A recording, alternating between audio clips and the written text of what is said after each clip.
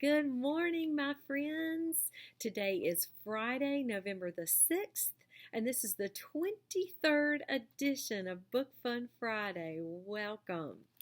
The young adult book I'm going to be talking about today is titled Brown Girl Dreaming, and it is written by the author Jacqueline Woodson.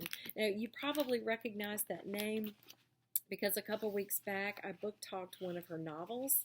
That novel was titled After Tupac and Dee Foster.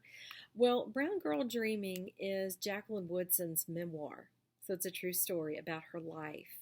It's also written in verse, and y'all know if you've watched my book talks over the last few months, I love anything that is written in verse. Very quickly, just to give you a brief overview of Jacqueline Woodson's life, she was born in Ohio, but she spent a good portion of her childhood in the summertime living with her maternal grandparents down in Greenville, South Carolina. At some point her parents split up, and instead of returning to live in Ohio, then she and her siblings and her mom moved to Brooklyn. And so she writes about this life spent living in two worlds. She spent a lot of time in the South with her grandparents, and then a lot of time in the North in Brooklyn, New York, with her mom and her siblings. And she writes about the convergence of these experiences, the Southern and the Northern experiences, and how living in both of those worlds shaped the person that she became as an adult. So I'm going to share several passages from Brown Girl Dreaming, and you can hear that progression from north to south and south to north, and how all that converged to make her who she is. This first part is titled February 12th, 1963. I am born on a Tuesday at University Hospital, Columbus, Ohio, USA. A country caught between black and white. I am born not long from the time or far from the place where my great-great-grandparents worked the deep, rich land, unfree, dawn till dusk, unpaid, drank cool water from scooped-out gourds, looked up and followed the sky's mirrored constellation to freedom. I am born as the South explodes. Too many people, too many years enslaved, then emancipated but not free. The people who look like me keep fighting and marching and getting killed, so that today, February 12th, 1963, and every day from this moment on, brown children like me can grow up free, can grow up learning and voting and walking and riding wherever we want. I am born in Ohio, but the stories of South Carolina already run like rivers through my veins. And this next part is titled Home.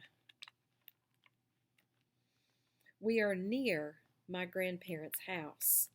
Small red stone, immense yard surrounding it, Hall Street, a front porch swing thirsty for oil, a pot of azaleas blooming, a pine tree, red dirt wafting up around my mother's newly polished shoes. Welcome home, my grandparents say, their warm brown arms around us. A white handkerchief embroidered with blue to wipe away my mother's tears, and me, the new baby, set deep inside this love.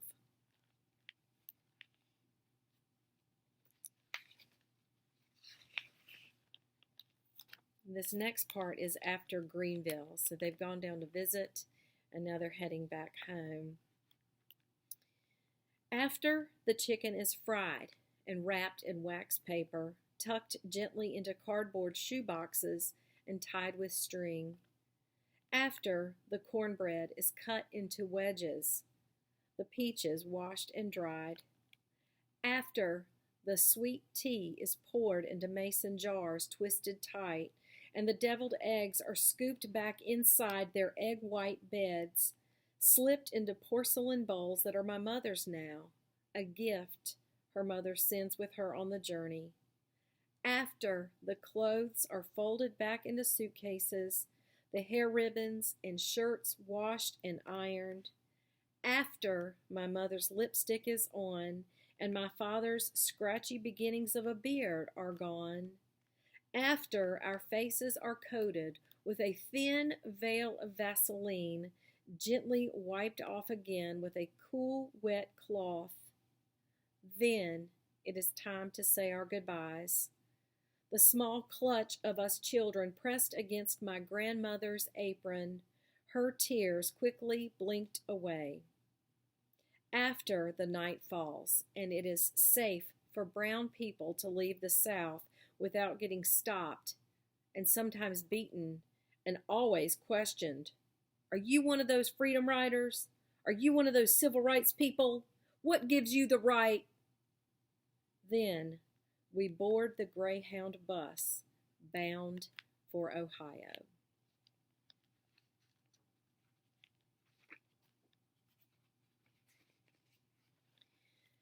This next part is called The American Dream. Even when my girls were little, we'd go down there, my grandmother tells us, and people'd be marching. The marching didn't just start yesterday. Police with those dogs scared everybody near to death. Just once I let my girls march. My grandmother leans back in her brown chair, her feet still in the Epsom salt's water, her fingers tapping out some silent tune. She closes her eyes. I let them, and I prayed. What's the thing, I ask her, that would make people want to live together? People have to want it, that's all. We get quiet. Maybe all of us are thinking about the ones who want it and the ones who don't. We all have the same dream, my grandmother says, to live equal in a country that's supposed to be the land of the free. She lets out a long breath, deep remembering. When your mother was little, she wanted a dog. But I said no. Quick as you can blink, I told her, a dog will turn on you. So my mother brought kittens home, soft and purring inside of empty boxes, mewing and mewing until my grandmother fell in love and let her keep them. My grandmother tells us all this as we sit at her feet. Each story like a photograph we can look right into. See our mother there. Marchers and dogs and kittens all blending, and us now, there in each moment beside her. This next part is called The Fabric Store. Some Fridays, we walk to downtown Greenville, where there are some clothing stores, some restaurants, a motel, and the Five and Dime store. But my grandmother won't take us into any of those places anymore. Even the Five and Dime, which isn't segregated now, but where a woman is paid, my grandmother says, to follow colored people around in case they try to steal something. We don't go into the restaurants because they always seat us near the kitchen. When we go downtown, we go to the fabric store, where the white woman knows my grandmother from back in Anderson and asks, "How's Gunner doing? And your girls in New York?" She rolls out fabric for my grandmother to rub between her fingers. They discuss drape and nap and where to cinch the waist on a skirt for a child. At the fabric store, we are not colored or Negro. We are not thieves or shameful or something to be hidden away. At the fabric store, we're just people.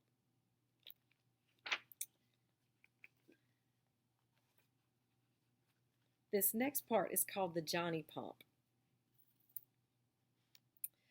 Some days we miss the way the red dirt lifted up and landed against our bare feet. Here, in Brooklyn, the sidewalks burn hot all summer long. Here we wear shoes. Broken bottles don't always get swept up right away. But our block has 3 Johnny Pumps and a guy with a wrench to turn them on.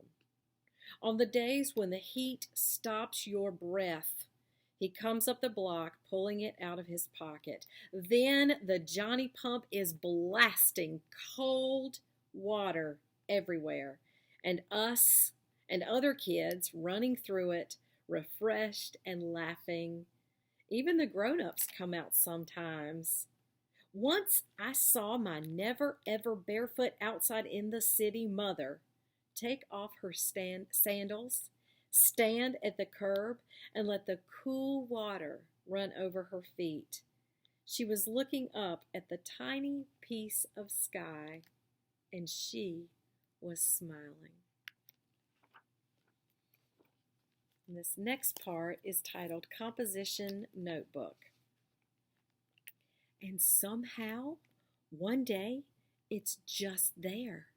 Speckled black and white, the paper inside smelling like something I could fall right into, live there inside those clean white pages. I don't know how my first composition notebook ended up in my hands long before I could really write. Someone must have known that this was all I needed. Hard not to smile as I held it, felt the breeze as I fanned the pages. My sister thought my standing there smiling was crazy.